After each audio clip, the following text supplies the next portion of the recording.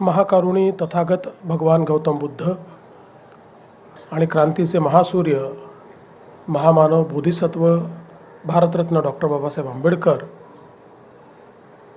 यांच्या महापरिनिर्वाण दिनाच्या निमित्ताने त्यांना विनम्र अभिवादन करतो। आजच्या या कार्यक्रमामध्ये मंचावर उपस्थित महाराष्ट्राचे राज्यपाल आदरणीय आचार्य देवव्रतजी, आपले लोकप्रिय उपमुख्यमंत्री माननीय एकनाथराव शिंदेजी, माननीय अण्णा बनसोडेजी, माननीय संजय शिरसाटजी, माननीय मंगलप्रभात लोढाजी, माननीय आनंदराज आंबेडकरजी, माननीय आशिष शेलारजी, माननीय नरेंद्र जाधवजी, माननीय संजय बनसोडेजी, अमित साटमजी, चित्राताई वाघ, कालिदास कोळंबकरजी, राहुल शिवाळेजी, महानगरपालिकेचे आयुक्त भूषण गगरानीजी, नागसेन कांबळेजी, भाई गिरकरजी, अमर साबळेजी, श्री विजय सूर्यवंशी, श्रीमती आचल गोयल, श्री प्रशांत नारनवरे, श्री देवेन भारती, श्रीमती अश्विनी जोशी, या ठिकाणी उपस्थित सर्व भगिनी आणि बंधूंनो, महामानव भारतरत्न डॉक्टर बाबासाहेब आंबेडकरांच्या महापरिनिर्वाण दिनाच्या निमित्ताने त्यांना अभिवादन करण्याकरता आणि या देशाला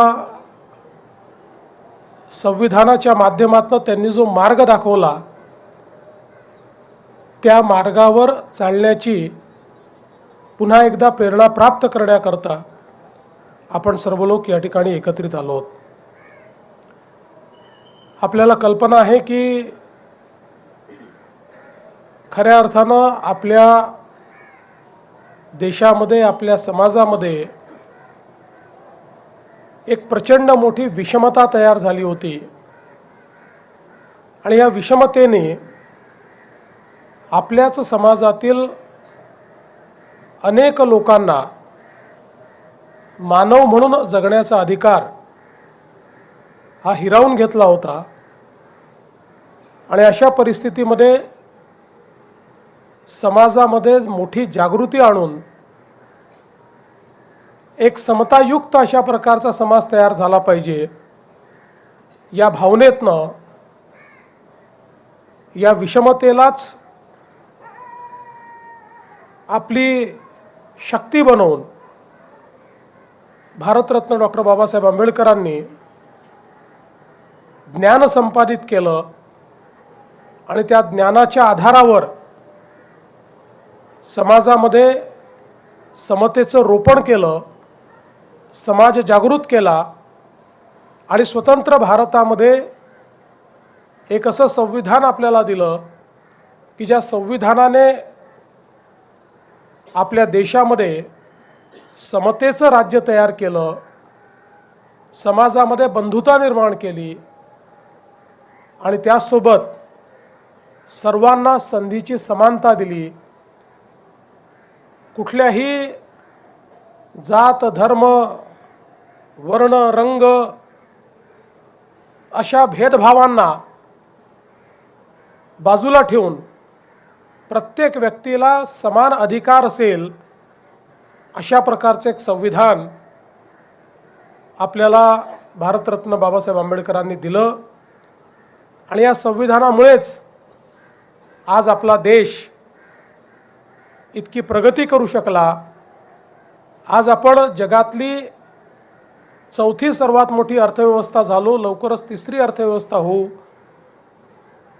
पण याची मुहूर्तमेढ, याचा पायवा हा जर कोणी तयार केला असेल तर तो संविधानकार आणि अर्थतज्ञ अशा भारतरत्न डॉक्टर बाबासाहेब आंबेडकरांनी केला। बाबासाहेबांच्या कार्याचं आपल्याला सगळ्यात महत्त्वाचं जर प्रत्यंतर काही असेल तर मला या निमित्ताने सांगितलं पाहिजे की नुकतेच माझ्याकडे न्यू जर्सीचे गव्हर्नर आले होते आणि त्यावेळेस बोलताना त्यांनी एक गोष्ट सांगितली की आमच्याकडे एक चूक आम्ही केली। आज न्यूयॉर्क, न्यू जर्सी सारख्या महत्त्वाच्या भागामध्ये विजेची कमतरता आहे. मी त्यांना सांगितलं की अमेरिकेत इतकी वीज आहे आणि मग तुम्हाला कमतरता का भासते. त्यावेळेस त्यांनी सांगितलं की आमच्याकडे स्टेट ग्रीड आहे, आमच्याकडे नॅशनल ग्रीड नाही. आणि मग त्याच वेळी मला हे लक्षात आलं की बाबासाहेब किती द्रष्टे होते. वीज मंत्री म्हणून बाबासाहेबांनी ज्यावेळेस देशामध्ये पदभार स्वीकारला त्यावेळेस त्यांनी पहिला निर्णय घेतला की संपूर्ण भारतामध्ये एक राष्ट्रीय ग्रीड तयार करायची. भारताच्या कुठल्याही भागामध्ये आपल्याला वीज नेता आली पाहिजे. आज आपण पाहतोय की या नॅशनल ग्रीडमुळे भारताच्या कानाकोपऱ्यामध्ये आपण वीज पोचवू शकलो. अमेरिकेसारख्या प्रगत राष्ट्राला जे लक्षात आलं नाही ते भारतरत्न डॉक्टर बाबासाहेब आंबेडकरांनी लक्षात घेऊन आज भारताला स्वयंपूर्णतेकडे नेण्याचा हा जो काही काम आणि हे कार्यक्रम त्यांनी जो या ठिकाणी आपल्याला दिला, खरोखर त्यातनं त्यांच्या व्यक्तिमत्वाचं आणि त्यांच्या दृष्टेपणाचं दर्शन आपल्याला होतं. आज आपण पाहतोय की विविध क्षेत्रांमध्ये भारताची प्रगती आपल्याला पाहायला मिळते आणि या प्रगतीच्या पाठीमागे या देशामध्ये जी लोकशाहीची व्यवस्था आमच्या संविधानाने उभी केली, या लोकशाहीमुळे खऱ्या अर्थानं भारत हा प्रगतीकडे चाललेला आहे. आणि म्हणूनच आपल्या देशाचे प्रधानमंत्री माननीय मोदीजी देखील अतिशय गौरवाने म्हणतात की माझ्याकरता कुठल्याही धर्मग्रंथापेक्षा भारताचं संविधान महत्त्वाचं आहे, कारण हे संविधानच प्रत्येक भारतीयाचं कल्याण करू शकतं. आणि इतके वर्ष विधानमंडळामध्ये काम केल्यानंतर आणि एक संविधानाचा अभ्यासक म्हणून देखील मी या ठिकाणी सांगू शकतो की जगातलं सर्वोत्तम संविधान कुठलं तर ते आपल्या भारताचं संविधान जे भारतरत्न डॉक्टर बाबासाहेब आंबेडकरांनी आपल्याला दिलेलं आहे. कुठलाही सामान्यातल्या सामान्य माणसाचा प्रश्न असो किंवा कितीही कॉम्प्लिकेटेड प्रश्न असो, या प्रत्येक प्रश्नाचं उत्तर या संविधानामध्ये आपल्याला सापडतं. आणि म्हणूनच या महामानवाला अभिवादन करणं आणि त्यांच्याकडनं प्रेरणा घेणं हे आपल्याकरता सगळ्यांकरता अत्यंत महत्त्वाचं आहे. खरं म्हणजे त्यांच्या जीवनाबद्दल त्यांच्या कार्याबद्दल आपण जेवढं बोलावं तेवढं कमी आहे.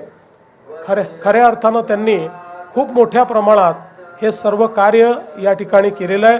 आणि म्हणून आजच्या प्रसंगी मी एवढंच सांगतो की आपण प्रयत्न करूया की आनंदराजजींनी मगाशी सांगितलं की काही अजून आपल्याला व्यवस्था केल्या पाहिजे, त्या व्यवस्था तर आपण करूच, पण पुढच्या आपल्या महापरिनिर्वाण दिनाच्या पूर्वी शक्यतोवर आपल्या इंदू मिलचं जे स्मारक आहे ते स्मारक पूर्ण व्हावं अशा प्रकारचा प्रयत्न आपण करूया. मी पुन्हा एकदा माझं बोलणं या ठिकाणी थांबवतो. महामानवांना या ठिकाणी विनम्र आदरांजली देतो. धन्यवाद. जय हिंद, जय भीम, जय भारत, जय महाराष्ट्र.